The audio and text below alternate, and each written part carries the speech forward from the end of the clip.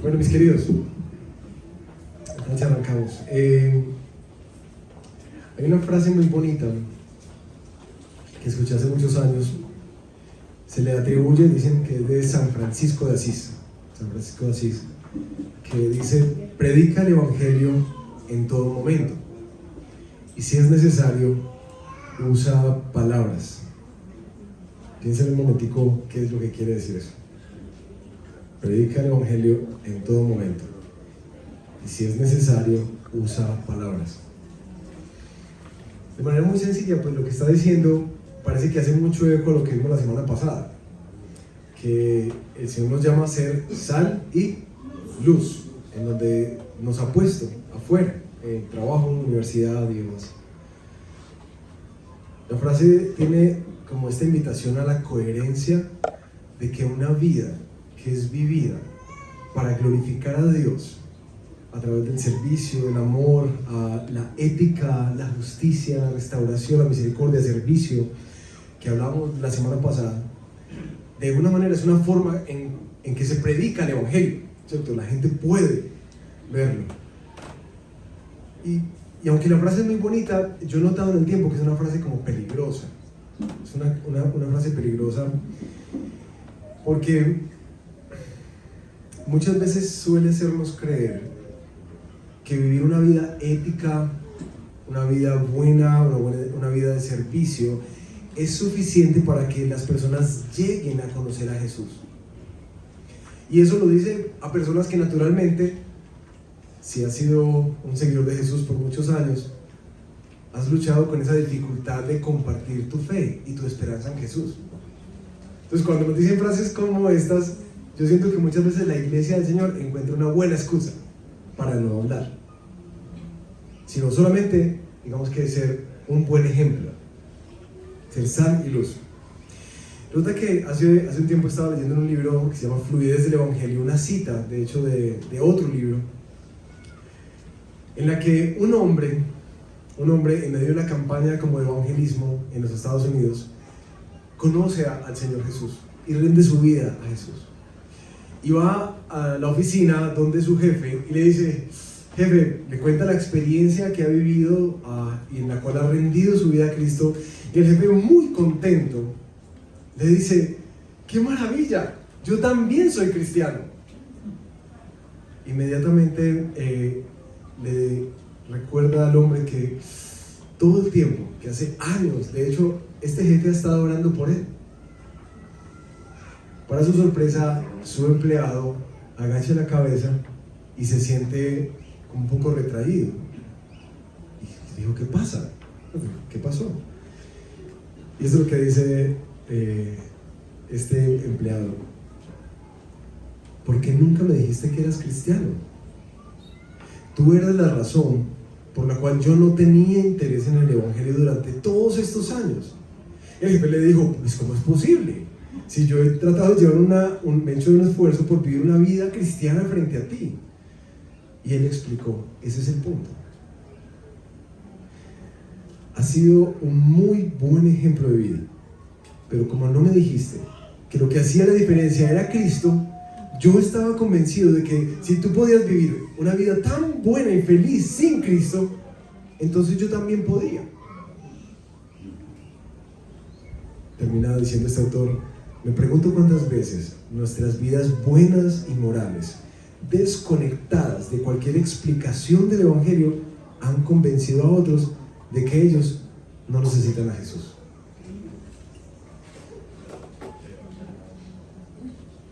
Nuestro tema de hoy es, en nuestro caminar del discípulo, nos va a llevar a entender que unirnos a los propósitos redentores de Dios en este mundo, sí, es hermoso que comience con un buen testimonio, con la restauración de la justicia, de ser pacificadores, de quienes hacen el bien, actúan con misericordia en el trabajo, universidad, colegio, en donde están.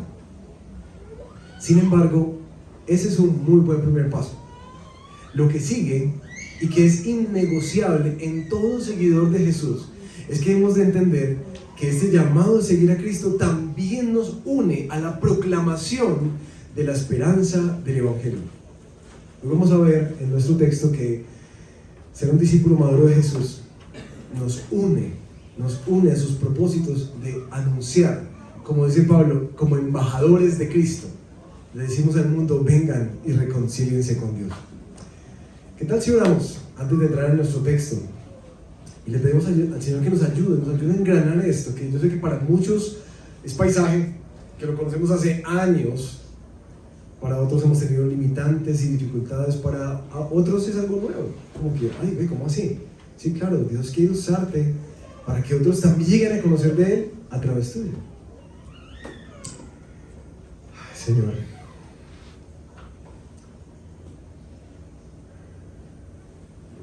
es tan hermoso, Señor, recordar que nuestra vida cuenta para ti. Y no solo para hacernos el bien en Jesús, sino para usarnos como instrumentos útiles en tus manos. Hoy te pedimos que tú nos ayudes a entender este llamado tan importante y urgente, que creo que muchos como yo nos sentimos en deuda. Sentimos que es una área en la que debemos crecer. Y te pedimos que tu palabra no solamente nos anime, instruya, sino también que nos desafíe, nos capacite y haga crecer en nosotros una urgencia por ser realmente embajadores fieles de ti. Eso te lo pedimos en el nombre de Jesús. Amén. Amén. Bueno, les puse por ahí un mensajito esta mañana que quería implementar una cultura de aprendizaje en la iglesia. Animarlos a que tengamos esa costumbre de traer nuestras Biblias, porque cuando tú estudias tu Biblia, algo que es muy bonito, quien coja mi Biblia va a ver que está rayadísima por todas partes, ¿cierto? Como que te da esa hambre de estudiar tu Biblia. Eso no es así de bueno en el celular. La otra es que cuando tomas notas, eso ayuda a procesar la información, te ayuda a concentrarte y te ayuda después a repasar lo que el Señor te está capacitando para hacer durante la semana. Entonces quisiera animarlos mucho a eso, que tengamos nuestra Biblia física, lapicito, lapicero y un cuaderno, y anotemos, eso te va a ayudar mucho a crecer en tu fe. Quisiera que prendieran sus Biblias en Romanos capítulo 10. ¿Listo? Romanos capítulo 10. En Romanos capítulo 10 vamos a estar estudiando el versículo 1 al 15 hoy. Para ambientarnos antes de nuestra lectura, en Romanos, Pablo desde capítulo 9 al 11 va a estar hablando acerca de la soberanía de Dios en la salvación. Pero especialmente hoy va a contarnos como de un dolor que él siente en su corazón, algo que le pesa. Y es que sus hermanos de sangre, es decir, los judíos, ustedes recuerdan que el apóstol Pablo es judío, fariseo de fariseos, instruido, perseguidor de la iglesia, que sus hermanos han estado rechazando abiertamente la salvación que Dios les quiere dar, y eso le carga en su corazón. Ese es el contexto de nuestro texto, en el cual hoy vamos a ver que la proclamación del evangelio, de la esperanza del evangelio, va a necesitar 4 cosas que este texto nos la arroja como naturalmente. La primera, él la tiene en el mapita. La proclamación del evangelio debe partir de nuestra compasión. Necesitará siempre una explicación, invitará siempre a tomar una decisión y por último va a requerir de nosotros una acción. 4 cositas que nos va a mostrar este texto con el ánimo de que tú y yo, como seguidores, aprendices, discípulos de Jesús, podamos entender de qué se trata y por qué es tan importante en la fe y en el caminar con Cristo seguir avanzando hacia ser también estos mensajeros de la esperanza que hay en el evangelio. Arranquemos entonces leyendo los primeros 4 versículos del capítulo 10. Hermanos, dice Pablo a la iglesia en Roma, el deseo de mi corazón y mi oración a Dios por ellos, ¿a quienes se está refiriendo? A los israelitas, más arriba, es para su salvación, porque yo testifico a su favor de que tienen celo de Dios, pero no conforme a un pleno conocimiento. Pues desconociendo la justicia de Dios y procurando establecer la suya propia, no se sometieron a la justicia de Dios, porque Cristo es el fin de la ley para justicia a todo aquel que cree. Si ustedes notan, Pablo arranca con una carga en su corazón. Por eso quiero mostrarles desde acá cómo es que el evangelismo siempre, compartir nuestra esperanza, siempre parte de una carga. Como lo he expresado en los entrenamientos de evangelismo, de compasión por el otro. ¿Qué es lo que mueve el corazón de Pablo? ¿Qué es lo que le está cargando? Que sus propios hermanos israelitas, que tienen un gran fervor por el Señor, ven que no, resalta eso, ellos tienen un fervor por el Señor, pasión por el Señor, pero no tienen la salvación de Dios. Fervor por Dios sin salvación de Dios. Y uno dice como que, vení, ¿cómo es posible eso? ¿Cómo es posible que uno pueda tener una pasión y un fervor por Dios y no tenga la salvación de Dios? Para quienes de pronto este término salvación es nuevo, la salvación particularmente se refiere a la manera en que Dios nos está librando del castigo de nuestro pecado, lo cual merecemos por transgredir su ley, por darle la espalda. Pero también nos habla de cómo Dios restaura esa relación con alguien que antes era hostil, ahora lo reconcilia y restaura una relación a tal punto que ahora quien ha puesto su fe en Jesús ya puede ser llamado hijo. Así es la restauración de Dios. Pablo le empieza a cargar eso en su corazón y lo lleva constantemente a Dios en oración. Yo no sé, para ustedes, pero cuando yo leí esto, eso me generó como un shock. ¿Cómo es posible eso de que uno tenga fervor y pasión por Dios y no tenga la salvación de Dios? Especialmente en un contexto como el nuestro y un país como el nuestro. Ustedes saben que nosotros somos muy espirituales y muy religiosos. Seamos católicos o seamos cristianos, cualquiera sea tu denominación, nosotros somos bastante devotos a Dios, temerosos de Dios. Uno lo ve en la forma en que cotidianamente se expresa la gente en el trabajo, en la universidad, en todas partes. Cierto que nosotros somos un contexto con mucho fervor por Dios. Uno lo encuentra por todas partes. Fervor por Dios. La pregunta como difícil que arroja este texto es si nuestro fervor por Dios significa que tenemos la salvación de Dios. Es decir, si ese fervor significa que estamos en una relación restaurada con Dios. Nuestro texto nos dice no necesariamente. De hecho, el Nuevo Testamento atestigua mucho eso. Ustedes recuerdan a Jesús, ese creo que es de los más espeluznantes para quienes hemos estudiado las Escrituras. Cuando Jesús llega y confronta a personas que dicen, nosotros profetizamos en tu nombre, y en tu nombre echamos demonios, y en tu nombre, de hecho, hicimos milagros. Es que escuchen eso. Y Jesús les dice, apártense de mí, hacedores de maldad, yo nunca los conocí. Fervor sin necesidad de una relación.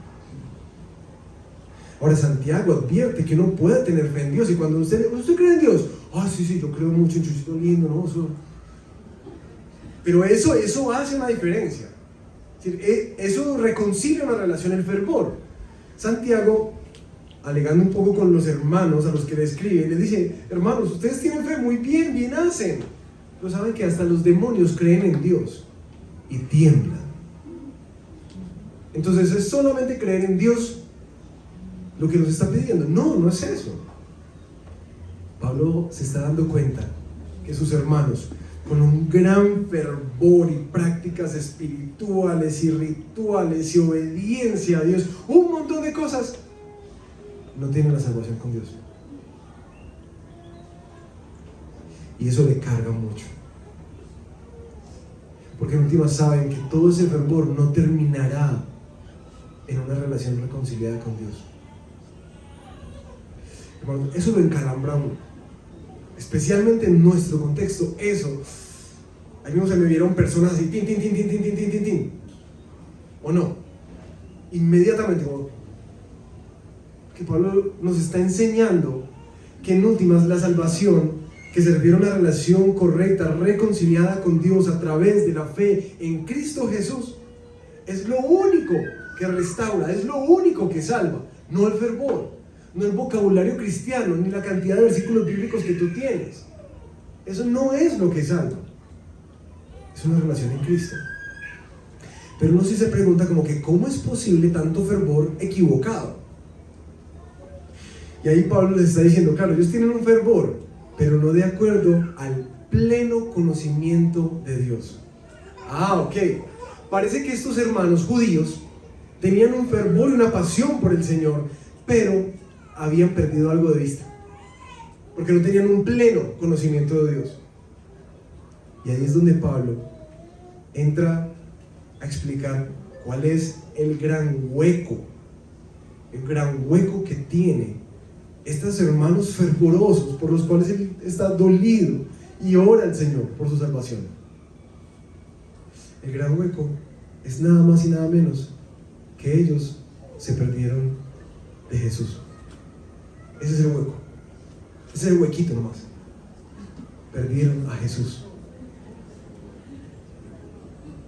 Dice el versículo 3, pues desconociendo la justicia de Dios y procurando establecer la suya propia, no se sometieron a la manera en que Dios nos hace justos, que es a través de ¿quién? De Jesús, sino que trataron ¿de qué? De establecer su propia justicia. Estos términos de justicia y justificación, yo siento que requieren como una explicación para algunos. Para algunos debe ser muy familiar, para otros como que, vení, pero ¿cómo así que hacernos justos? Y es que acaso yo qué hice. Y ahí nos devuelve a las primeras predicaciones del caminar del discípulo. Recuerda que les hablaba de que hay una buena noticia, pero antes de la buena noticia hay una mala noticia. ¿Y cuál es la mala noticia? Que Dios nos creó y nos creó para Él, pero nosotros preferimos darle la espalda a Dios y hacer de nosotros nuestros propios dioses y señores. Hacer la vida como a nosotros bien nos pareció para hacerlo de manera educada, ¿sí? Y Romanos 1, cuando lo estudiamos, empezó a mostrar, claro, ¿qué fue lo que pasó? Rechazamos a Dios, lo cambiamos por la creación, reemplazamos a Dios por otras cosas, hicimos nuestra voluntad, seguimos nuestros caminos, no lo reconocimos, ni le agradecimos, ni le servimos, ni lo amamos. En últimas, lo que la mala noticia nos dice es que todos los seres humanos somos culpables delante de Dios. ¿Por qué? Porque no solamente infringimos la ley de Dios, sino que también rechazamos abiertamente al Dios que nos creó. Por eso es que Romanos 1 dice que Dios está airado contra el mundo pecador. Por eso el término hacerse justas. Me encanta cómo lo pone la Nueva Traducción Viviente, que dice que lo que pasó con esos judíos es que ellos no entendieron que la forma en que Dios hace justas, declara sin culpa, sin falta, sin pecado, un historial limpiecito a las personas, no es por sus esfuerzos, sino por su fe en la obra de Jesús. Aquí muestra Pablo que parece que hay una tendencia en nosotros a vivir una relación con Dios de dos maneras. Una, tratando de presentarnos nosotros mismos en nuestra propia justicia, aprobados delante del Padre, o a través de la fe en Cristo Jesús. ¿Cuál era entonces la claridad que estos judíos necesitaban?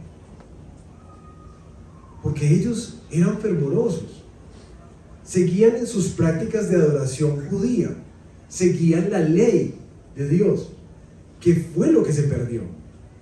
Y ahí, los versículos 5 al 10, Pablo empieza a explicar un poco más cómo es que alguien puede ser salvo, cómo es que alguien puede ser reconciliado con Dios. Vayan conmigo al versículo 5 al 10. Pues Moisés escribe que el hombre que practica la justicia, que es de la ley, vivirá por ella. Pero la justicia que es de la fe, dice así: no digas en tu corazón quién subirá al cielo, esto es para hacer bajar a Cristo, o quién descenderá al abismo, Esto es para subir a Cristo dentro de los muertos. ¿Pero qué dice? ¿Qué dice qué? La justicia de la fe. Cerca de ti está la palabra, en tu boca y en tu corazón. Es decir, la palabra de fe que predicamos. 2 puntos. Que si confiesas con tu boca a Jesús por Señor y crees en tu corazón que Dios lo resucitó dentro de los muertos, serás salvo. Porque con el corazón se cree para justicia y con la boca se confiesa para salvación. Lo segundo que el texto nos va a mostrar es que para la proclamación del Evangelio se necesita una clara explicación de él. Pablo está mostrando que hay básicamente 2 tipos de justicia. Yo sé que el texto es como un poco trabalenguas, sobre todo hasta ahora. Hay 2 tipos de justicia. Una justicia según la ley y una justicia según la fe. Para que me la puedan entender de una manera más sencillita, es esto. La justicia que es según la fe, como dice Levíticos capítulo 18, era: haz esto y vivirás. Los judíos habían quedado muy marcados a través de toda la historia del Antiguo Testamento de que tenían que cumplir la ley de Dios para ser aprobados por Dios. Sin embargo, todo el Antiguo Testamento había atestiguado una y otra vez que ellos fracasaban en el cumplimiento de la ley. Quienes han leído la Biblia se han dado cuenta de eso. Es una y otra vez. Por eso en medio de la narrativa, que es hasta cíclica, a veces uno dice: no, en este pueblo, sino como que aquí vámonos ya, no va a gastar más en esa gente. También al lado de eso, entre líneas, Dios va tejiendo una promesa de que Él va a enviar a un Salvador. Y hay un montón de elementos, como el tema del templo, el tema de los sacrificios, del cordero, de la expiación, y como que hay unos elementos que van apuntando hacia algo, más bien hacia alguien. Y se empieza a introducir en la narrativa bíblica un gran rey que viene a salvar, que va a solucionar lo que realmente se tiene que solucionar, y es que tiene que haber un cambio de corazón. Corazones de piedra cambiados a corazones de carne, ¿cierto? De carne. Resulta que los judíos estaban tratando en sus propios esfuerzos de presentarse aprobados delante de Dios. Y cuando aparece Jesús predicando, como hace en Mateo 5, que Él no vino a abrogar o a quitar la ley. No piensen que he venido a quitarla, sino que yo vine ¿a qué? A cumplirla. Cuando aparece Jesús diciendo eso, ellos necesitaban entender que Cristo estaba viniendo a hacer lo que ellos en toda la historia nunca habían podido hacer. Nunca habían podido cumplir la ley. Por eso el tema de los sacrificios, cada vez que pecaban, porque era un fracaso constante. Y Cristo aparece en la historia, no solamente restaurando las cosas, sino que dice: yo vine a cumplir eso que ustedes nunca van a poder cumplir. Y vive una vida perfecta delante de Dios, en favor de nosotros. Eso era lo que ellos no entendían. Por eso Pablo más adelante, en el capítulo 3 de Romanos, les iba a explicar también: hermanos, la ley, en últimas, es lo que nos hace que se quede callada la boca, nos hace convictos, responsables delante de Dios. Porque por medio de la ley, ningún ser humano puede ser justificado delante de Dios. Nadie puede ser justificado por la ley. Toda la historia nos atestigua eso. Por eso cuando ustedes rechazan a Cristo, rechazan el único camino para ser declarados sin falta delante de Dios. Pero estos hermanos judíos, por los que se duele tanto Pablo, estaban viviendo de esta manera. Justicia según la ley es esta: lo que yo hago por Dios, mi esfuerzo para demostrarle a Dios, mi esfuerzo para ser aprobado, bendecido, amado por Dios. Pero Pablo dice: hay otra justicia, y es la justicia que es según la fe. ¿De qué se trata esa justicia? Pablo dice que si confiesas con tu boca que Jesús es el Señor y crees en tu corazón que Dios lo resucitó dentro de los muertos, ¿qué va a pasar? Serás salvo. Ahí es donde aparece este trabalenguas que uno, no sé, yo lo tuve que leer no sé cuántas veces. ¿Qué está diciendo? Que sube a los cielos para hacer bajar a Cristo y que va al abismo para hacer subir a Cristo. Cuando ustedes ven esa letra mayúscula en sus Biblias, es porque es una ¿qué?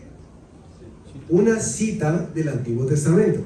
Claro, cuando fuimos a la cita del Antiguo Testamento, en Deuteronomio 30, vemos que Dios utiliza esta expresión básicamente para decirles, hermanos, queridos israelitas, la ley que yo les doy es tan sencilla, fácil de comprender, que ustedes no tienen que subir al cielo y traer a alguien para que se las explique, ni tienen que ir al fondo del mar para traer a alguien que se las explique.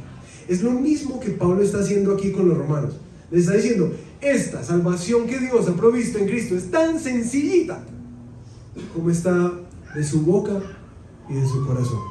Pablo está diciendo, hermanos, es que ahí está, es decir, ahí está, con todos los esfuerzos que ustedes están haciendo, y es tan sencilla, ahí, tan sencilla que se puede resumir en unas palabras. Si confiesas con tu boca que Jesús es el Señor, no solamente por su identidad como Hijo de Dios, sino que recuerden que fue lo que quebró la relación. Era que nosotros nos declaramos nuestros propios señores. Si confiesas con tu boca que Él es el Señor, devuelves esa corona que nunca te perteneció y dices, Señor, tú eres el Señor de mi vida, y crees en tu corazón que Dios lo levantó dentro de los muertos, es decir, que hubo una victoria, que no solamente se pagó el pecado, sino que una victoria sobre la muerte que garantiza que tendremos una herencia en los cielos junto con Él. Cuando tú afirmas el Evangelio en tu vida, entonces eres salvo. Así de simple es, sencillito. No es un montón de listas de las cosas que yo tengo que hacer para que Dios me acepte o para que Dios me ame. No, no es eso. Es tan sencillo como reconoce a Jesús como tu Señor y como tu Salvador. Por eso, la respuesta no es como que, uy, venga, pero entonces ¿dónde le firmo? ¿Dónde firmo? ¿O qué oración es la que yo tengo que hacer? Porque si ustedes notan, Pablo no está diciendo que hay como oraciones mágicas. Él no está diciendo que haga esta oración y ya. ¿Por qué? Porque en el versículo 10 nos dice que es que con el corazón se cree para justicia y con la boca se confiesa para salvación. Cuando alguien dice eso, cuando proclama esa oración, está afirmando algo que aquí ya pasó. No son oraciones mágicas, y vamos a hablar más adelante de eso. Queridos, hay dos formas en las que no solamente los judíos, sino tú y yo podemos estar viviendo con Dios. Justicia según la ley, justicia por la fe. Lo que yo trato de hacer para demostrarle a Dios que yo soy digno y para que Él me apruebe y para que Él me bendiga, lo que yo hago por Él o lo que Él hizo por mí. Lo que Él cumplió a mi favor, lo que Él hizo para mi perdón. Hay dos formas de relacionarte con Dios. ¿Ustedes recuerdan? Hay un libro que me encanta que se llama La vida centrada en el Evangelio. Estos autores tienen como esa pregunta que les mencioné hace unos meses atrás, que les puse aquí las fotos, de varias caras así como enojadas, tristes, asustadas, que es esa pregunta de: si te imaginaras a Dios viéndote en este momento, en tu vida, Él conoce todo lo que tú haces, todo lo que tú piensas, todo lo que tú dices, todo lo que no haces también, ¿cómo te lo imaginarías? ¿Cómo te lo imaginarías? Y claro, todos tenemos dentro de nuestro corazón como ese sentido de culpa. Sabemos que no somos perfectos, pero yo creo que no somos muy conscientes del efecto de esa culpa que esa culpa tiene en la forma en que nos relacionamos con Dios. Nosotros no somos muy conscientes de eso. Por eso esa preguntita de ¿cuál es la cara que Dios pone? Revela mucho en dónde está tu justicia, si en tus obras o en Cristo. Porque si en últimas tú no ves un rostro de aprobación de parte de Dios en Cristo, sino que ves que Dios está desesperado contigo, que está furioso, que está diciendo ¿hasta cuándo pues? Déjame decirte que en últimas tu corazón y tu vida todavía no ha podido descansar en el Evangelio, en su perdón y en su gracia. Y todos tenemos como esos sistemas en los que tratamos de hacernos más aceptables y aprobados delante de Dios. Y quiero que lo piensen. Cuando tú te sientes culpable con Dios, ¿qué sueles hacer? Cuando tú sientes que necesitas restaurar tu relación con Dios, ¿qué sueles hacer? Cuando tú quieres ganarte el favor de Dios porque, oye, es que hay un negocio que va a salir esta semana y necesito la bendición de Dios, ¿qué sueles hacer? ¿Qué sueles hacer para sentir como que eres digno? Piénsalo, no me tienen que decir sus pecados, ¿sí? Piénsalo. Pero es cierto que nosotros empezamos como con estos patrones de, entonces, esta semana no voy a pecar. No hacemos mentiras, no va a haber eso. Es más, voy a volver a desempolvar la Biblia por allá que tengo y la voy a empezar a leer. Porque normalmente lo hacemos cuando necesitamos algo de Dios. Y sabemos que somos culpables. Y tratamos de perfeccionarnos delante de Él de esas formas. Y empezamos a venir más fielmente a la iglesia, o a las comunidades misionales, o a servir, o hasta ser generoso y dar. Es decir, hasta ya llega la desesperación que yo voy hasta dar y todo. Como que nuestra religiosidad se dispara, ¿no? Nos volvemos más devotos, más santos, porque así Dios nos va a probar. Mis queridos, ese era el problema que tenían los judíos. Su justicia no descansaba en Jesús. Lo que Pablo les dice es: ustedes generaron una propia forma de hacerse aceptables delante de Dios. Rechazaron a Cristo. Cuando tú descansas para tu aprobación de parte de Dios en lo que tú haces, en últimas le estás dando la espalda a Jesús. Has dejado de lado el Evangelio. Y eso es lo que Pablo les está diciendo. Mis hermanos, ustedes están tratando de purificarse a través de su religiosidad. Nunca lo van a alcanzar. Y aparecen esas cosas como, me encanta como dicen estos autores, como nuestros sistemas de justicias propias. Vean una lista que ellos ponen en su libro de Una vida centrada en el Evangelio, de algunos de esos sistemas que nosotros ya creamos para sentir como que somos como mejores. Una justicia laboral. ¿Está por ahí? Soy una persona que trabaja mucho y bien, así que Dios me recompensará. Una justicia familiar. Porque hago las cosas bien como padre de familia, soy más espiritual que otros padres que no pueden controlar a sus hijos. Una justicia teológica. Como yo tengo una buena teología, una sana doctrina, Dios me prefiere más que aquellos que tienen esas teologías malas. Una justicia intelectual. Como he leído más libros, me expreso mejor, soy más culto que otros, lo cual evidentemente me hace superior a otros, ¿no? Una justicia de horario.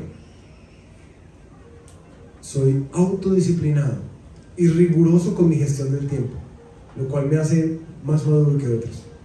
O al opuesto, una justicia de flexibilidad, que en un mundo tan ocupado, yo soy flexible y relajado y siempre tengo tiempo para otros, a los que no son así deberían darles vergüenza. O una justicia de misericordia. Yo sí tengo cuidado por los pobres y los desvalidos, de la manera que otros deberían hacerlo. Y bueno, las listas pueden continuar. El punto es, ¿se dan cuenta que nosotros sí creamos como unos subsistemas de justificación? En los cuales nos exaltamos y desde los cuales criticamos a otros. ¿Sí? Cada uno. Y no solamente afecta las relaciones con los otros, la cosa es que afecta la relación con Dios. Y tiene una tendencia, en un grafiquito que es como un triángulo, que les quiero mostrar, genera una tendencia en aquellos que hemos creído en Jesús a disminuir o a reducir el Evangelio. Estos autores ponen eso que me ha encantado, yo creo que se los he mostrado varias veces. Ellos explican, la conversión, el momento en que te rindes a Cristo, empieza un proceso muy bonito en nuestra vida, que es empezar a entender cada vez más una conciencia creciente de la santidad de Dios, de qué es lo que Dios, quién es Dios y qué exige de mí, según la palabra. Pero también empieza a crecer una conciencia más grande de mi propio pecado, que ya no son los pecados externos, sino que también empieza la palabra a indagar de manera más profunda en mi corazón. Y me doy cuenta que, si hay hasta las motivaciones que necesitan ser corregidas y por las cuales tengo que pedir perdón a Dios. Resulta que una de las tendencias que pasa con esos sistemas de justicia que nos hemos creado es que pasan dos cosas. Uno, hacemos la santidad y los requisitos de Dios como cosas más asequibles. Y ahí es donde se dispara en nosotros cierta tendencia como legalista a tratar de cumplir y sentir que ya lo cumplimos. Porque nosotros no hacemos esto, ni esto, ni esto, ni esto. Entonces, como que, si es en términos de santidad, mírenme. ¿Sí me entienden? Aquí hay un vivo ejemplo.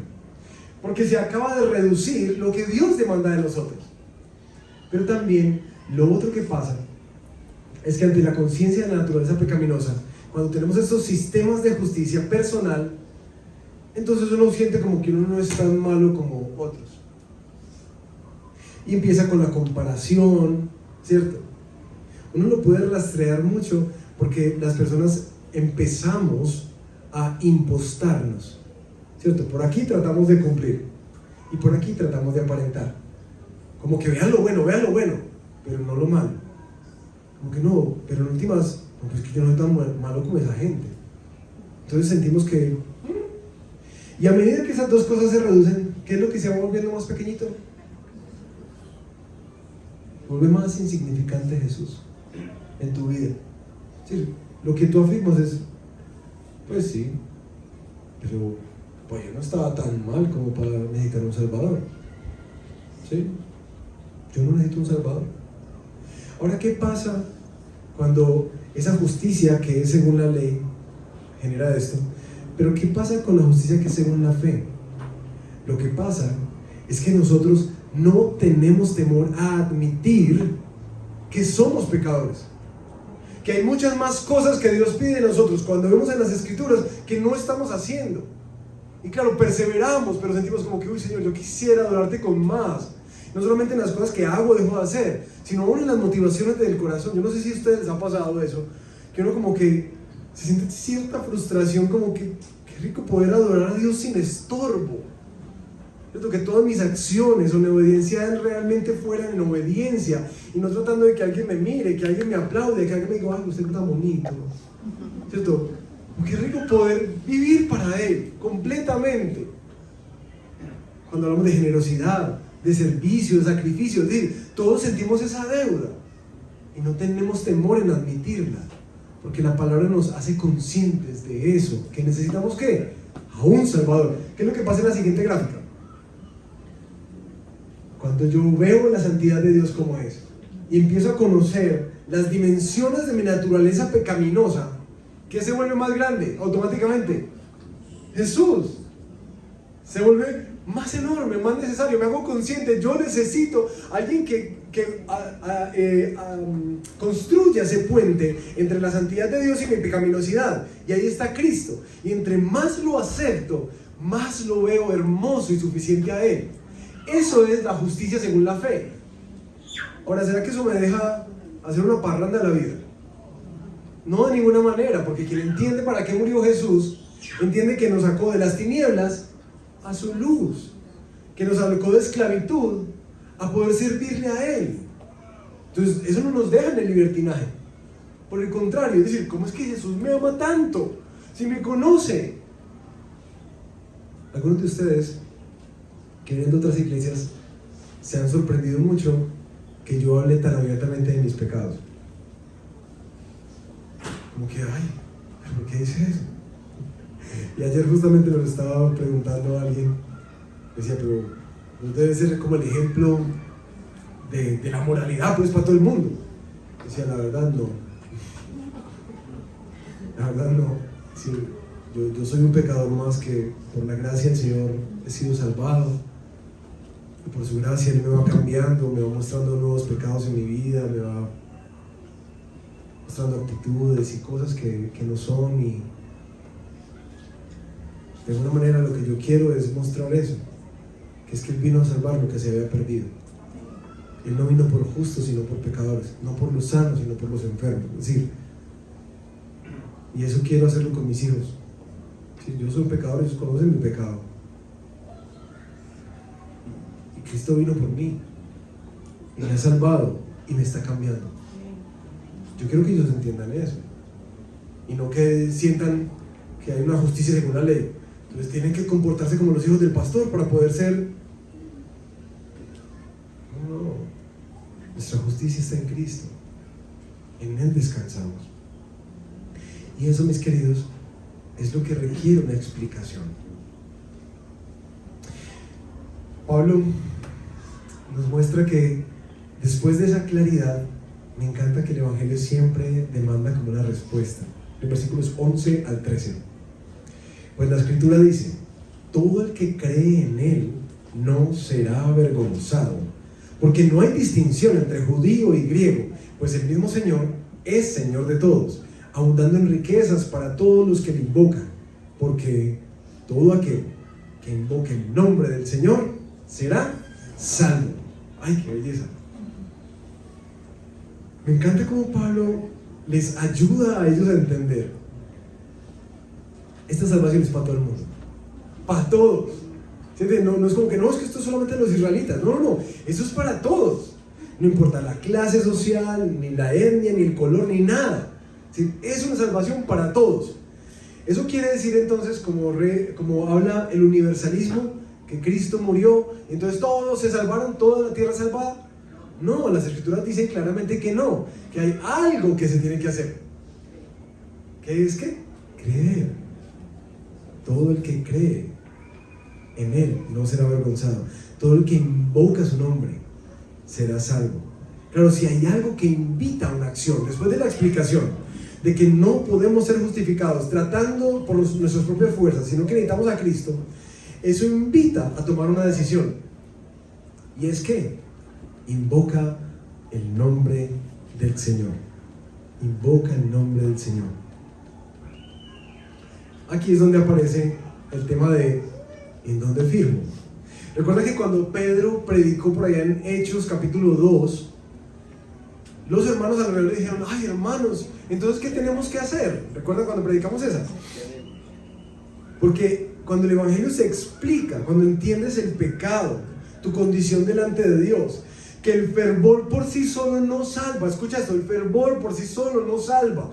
Por más que busques, ores, leas la Biblia, dependas del Señor. Puedes ser tan religioso como un fariseo que se sabía toda la Biblia y practicaba así todo milimétricamente, y aún así no tener la salvación de Dios. Es que eso es atemorizante y urgente. Lo que Pablo está diciendo es: hermanos, aquí está, sencillito, crean en Jesús. Cuando dice ¿qué debemos hacer? El texto nos muestra que si hay una invocación de parte de la persona, que cada persona es responsable de responder a Dios con esta buena noticia del Evangelio. Y aquí yo creo que vale la pena hacer esa claridad de algo que quizás quienes llevamos más tiempo en el camino del Señor hemos escuchado, que es la oración de fe o la oración del pecador. ¿Lo han escuchado? ¿Sí?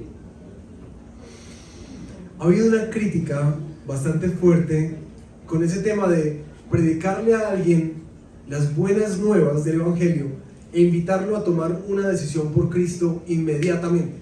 ¿Qué es qué? ¿Cierto? Reconocer mi pecado, tomar la decisión de hacer a Jesús el Señor de mi vida y abrazarme por la fe a ese perdón gratuito que Él me ha dado en Cristo Jesús. Eso es básicamente la oración del pecador.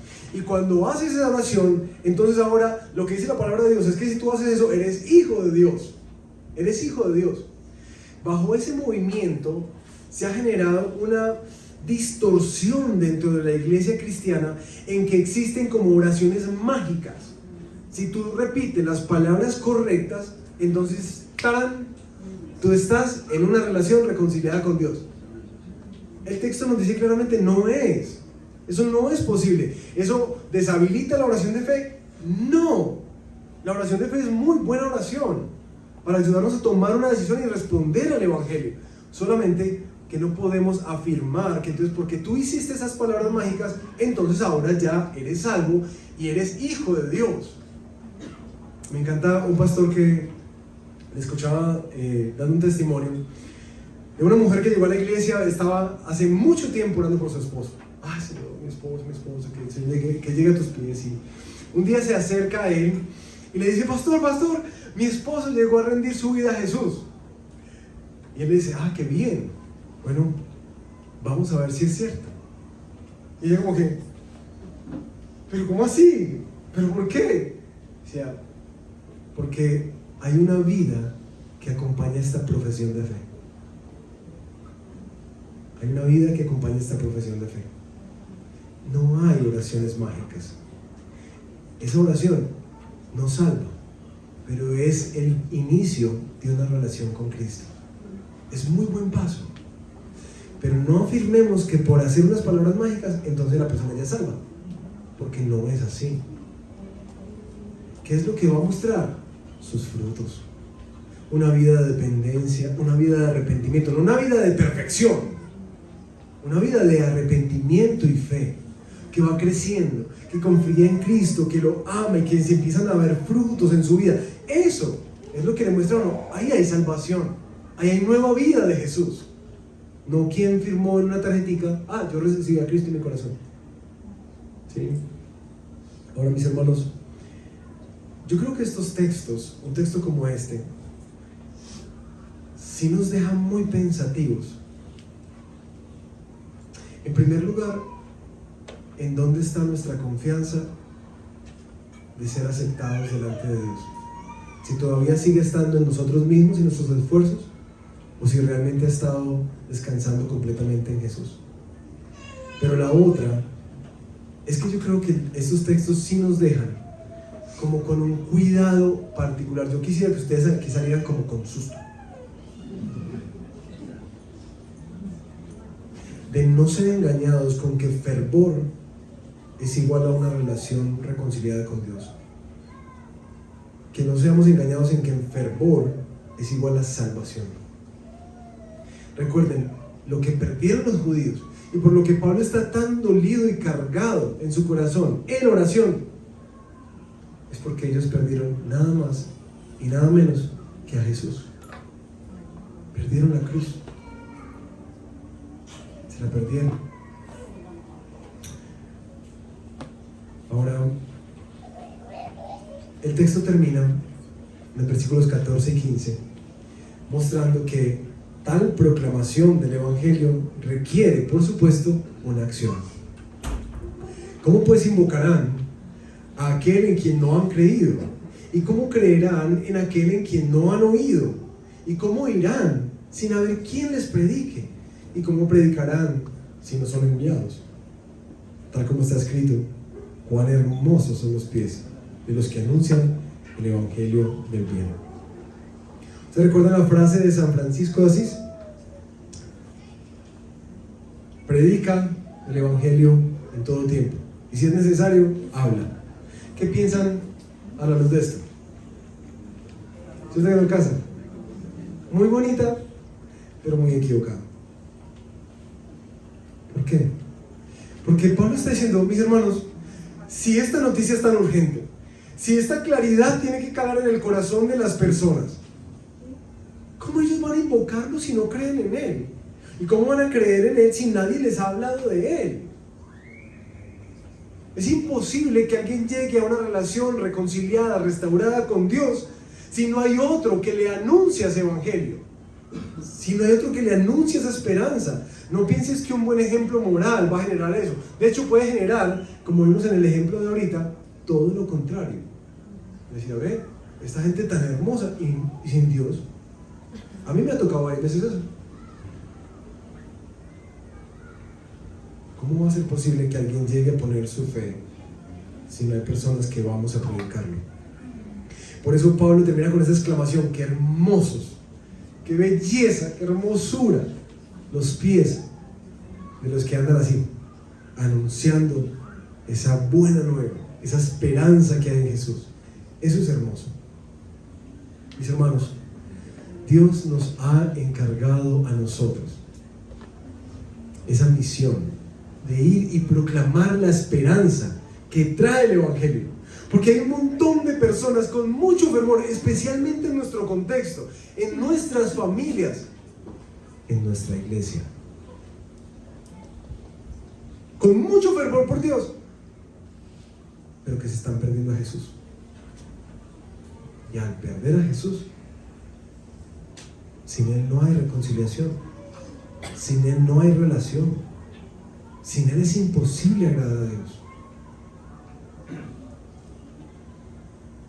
Qué hermoso sería que nosotros, mis hermanos, en primer lugar, nos revisemos si nuestra fe está en la ley o en Cristo.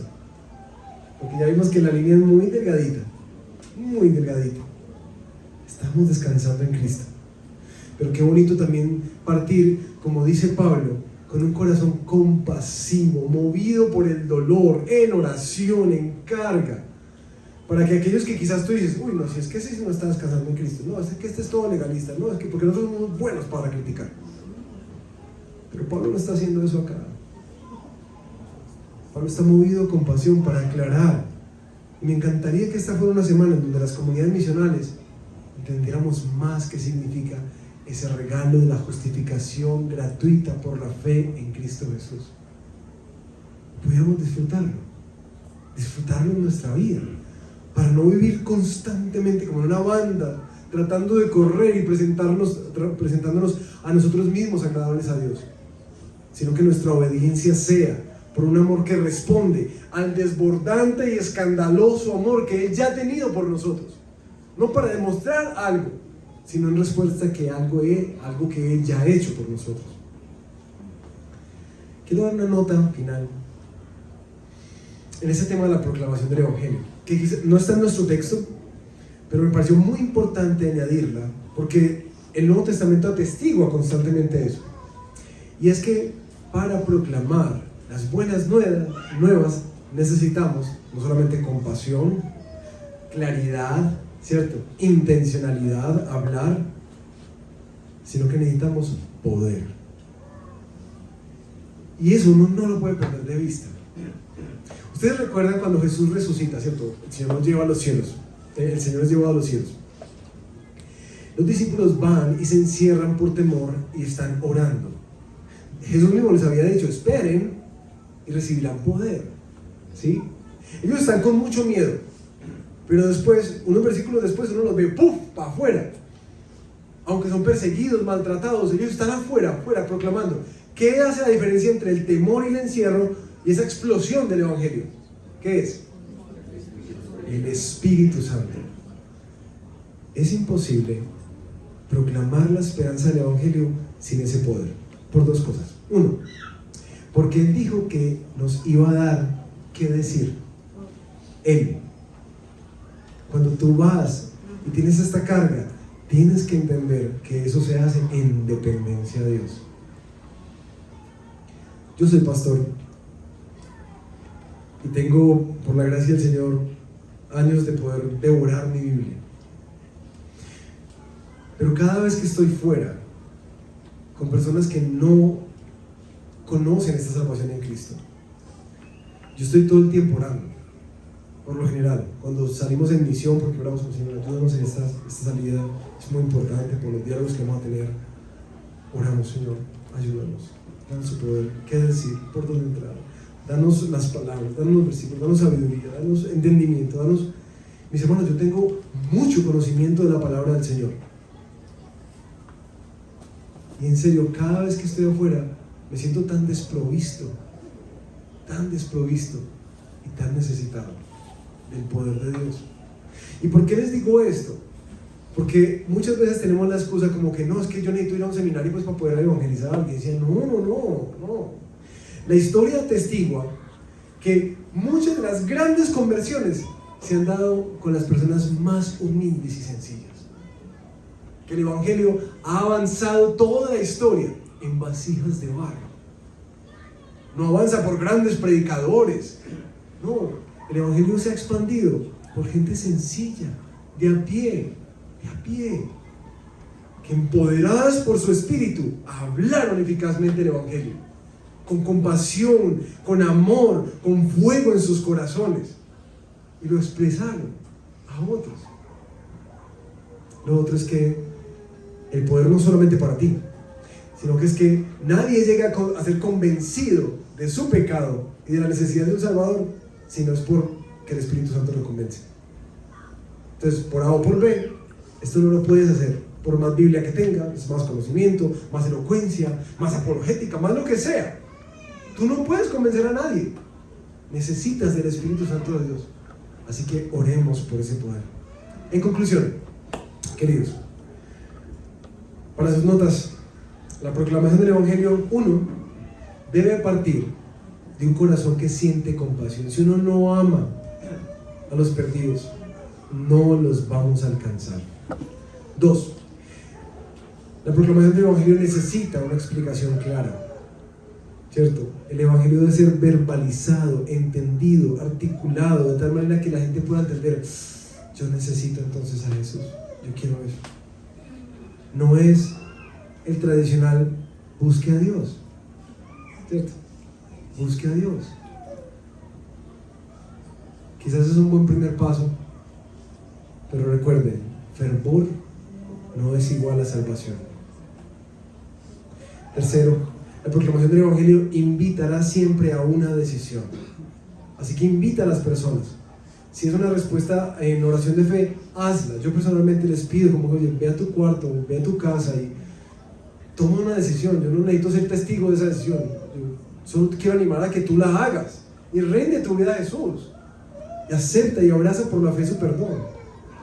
Lo cuarto es que requiere una acción. El Evangelio no va a llegar a ninguna parte si tú y yo no vamos. No va a llegar a ninguna parte. ¿Qué tal si tomamos 3 acciones puntuales esta semana? Primer desafío. Cuando hablamos de este tema de fervor sin salvación, sé que a más de uno se le vinieron personas en la casa, ¿sí? Quisiera animarte a que esta semana ores por una persona en específico que tú quisieras que conociera a Jesús. Hay una lista de oración muy bonita, les vamos a mandar en WhatsApp, que se llama ¿Quién es tú? Un plan de oración de 30 días por una persona en particular. Así puedes engrosar tu oración, es muy bonito. 2. Prepárate para compartir el Evangelio, porque miren que necesitan una explicación clara. No es busque a Dios, no es encomiéndese a Dios. Eso es un bonito paso para alguien que está lejos, empezarlo a acercar. Pero si tú quieres proclamar la esperanza que hay en Jesús, necesitas realmente entrenarte. Hay una herramienta que les quiero compartir ahí en el WhatsApp, que es la que hemos estado utilizando en los 3 círculos. Hay otra que se llama 2 maneras de vivir, en la que puedes ver una explicación sencilla del plan de salvación. Pero quisiera animarte a que quizás en la tarde en la casa o en la noche escriban, de verdad, yo cómo compartiría el Evangelio. Y anota, ¿qué sería lo que compartirías como una buena noticia de lo que Cristo ha logrado en favor de los pecadores para reconciliarnos con el Padre? Algunos dicen, el testimonio es una cosa muy importante. Y yo quisiera animarlos a que sí, tu testimonio personal de cómo fue que tú llegaste a conocer a Jesús es muy importante, siempre y cuando sea muy claro el papel protagónico de Jesús. Porque a veces hay testimonios como que, no, si usted viera, yo era lo peor de este mundo, era tomador, mujeriego, un montón de cosas. Y yo fui a la iglesia y no, todo cambió. Ahora soy un buen marido, mantengo la casa muy hogareño, no sé qué. Ya, tremendo.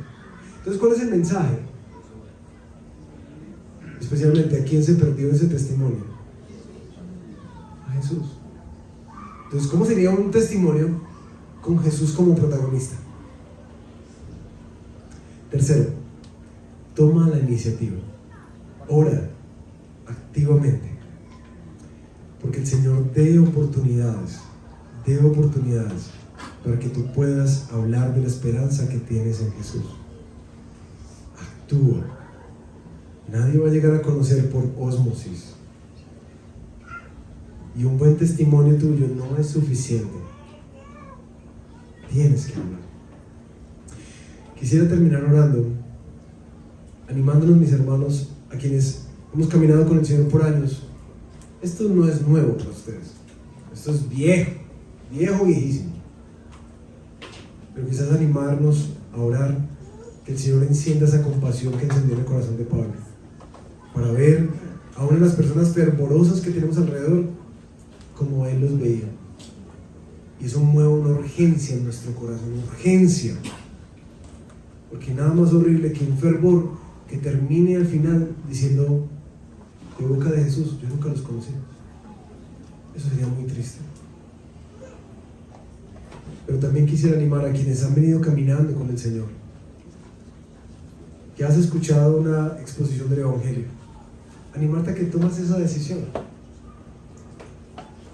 que pases del fervor a la relación, que te rindas, que proclames a Jesús como tu Señor y como tu Salvador, y te abraces por la fe al perdón completo y gratuito que Él tiene para ti, y a la nueva vida que el Espíritu Santo quiere producir en ti.